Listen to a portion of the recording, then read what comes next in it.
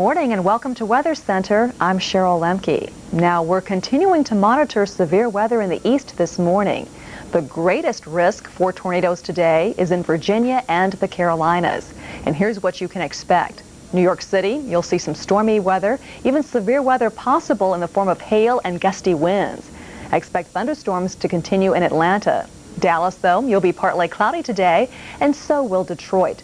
Now for the latest on the severe weather, we join Marshall Cease in the Forecast Center. Good morning, Marshall. Good morning, Cheryl. Good morning, everyone. If you live in Perry, Georgia, take cover. You're getting hit by a thunderstorm probably at this very moment, if not just a minute ago. We have a severe thunderstorm warning in effect for Houston County and Peach County in central Georgia.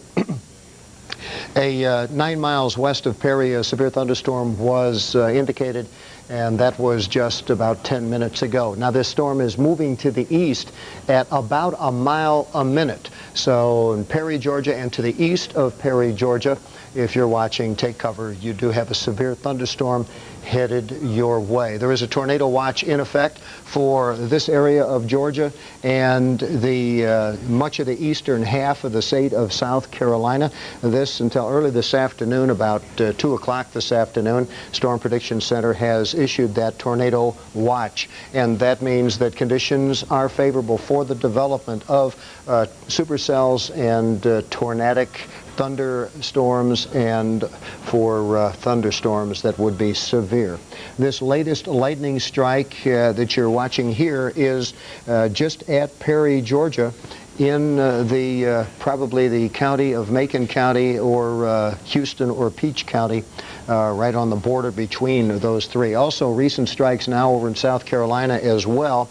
We are a little bit in a lull of activity between now and a little later this morning. There's the severe cell. This is moving at 55 miles per hour. Looks like it's breaking into 3 individual cells.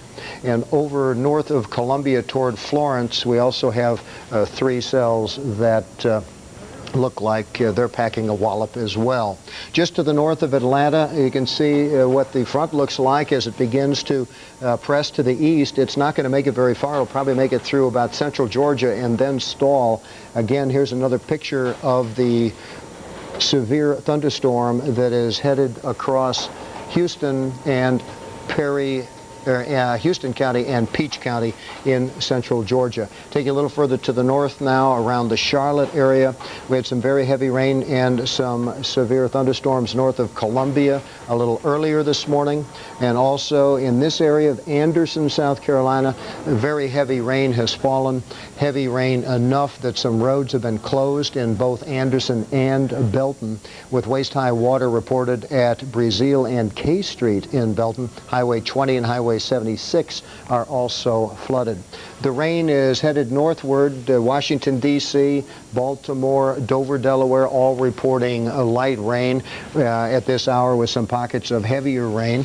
And there is a chance for thunderstorms to reach into the northeast this afternoon, although we don't expect severe weather to the north. You can see the northern fringe of the rain affecting folks in New York. Here's your water vapor imagery. We still have an upper-level jet stream that is moving at a good clip, and we also have winds out of the south and winds out of the west, creating a shearing kind of environment.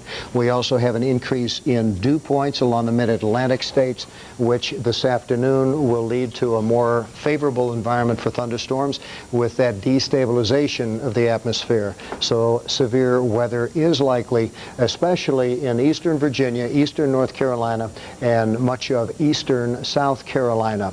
So we'll be watching it for you all afternoon. Fortunately, we're in a little bit of a lull right now between these storms, but again, the reissuance of that tornado watch indicates the Storm Prediction Center's concern over the conditions in the mid-Atlantic states and the southeast today.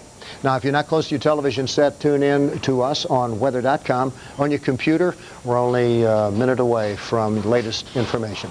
Now, for other information on other weather around the country, here's Cheryl back in the studio. Thanks, Marshall. This edition of Weather Center is sponsored by the Purdue Frederick Company. Although it's going to be very stormy, we think, today over portions of the east, one place of the country that should be fairly quiet will be the nation's heartland.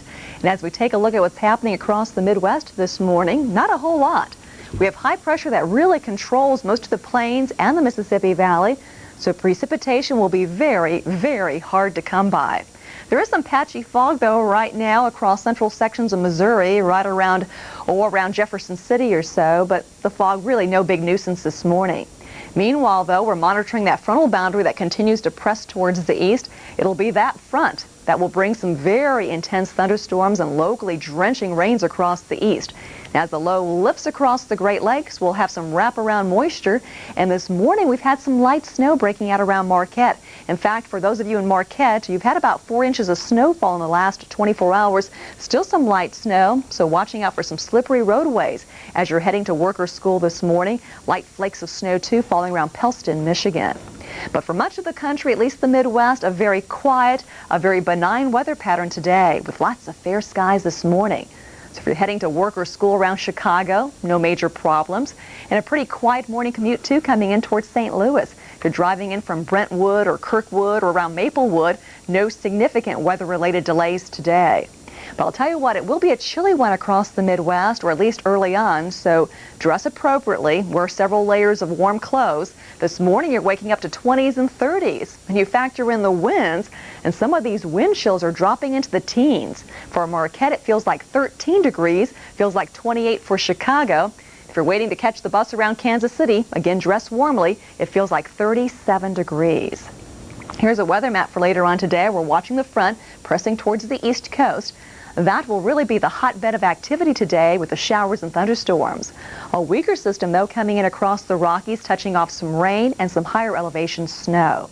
Now, we've had some light rain already around New York City, basically over towards Long Island, and that's just a sample of things to come. So if you're planning a business trip to New York City, definitely pack the umbrellas today. Heavier showers and thunderstorms likely by the afternoon. Some rough weather, too, for Boston, and a continuation of the showers and storms, too, for Philly and for D.C. Pittsburgh, though, you're not looking too bad today with partly sunny skies.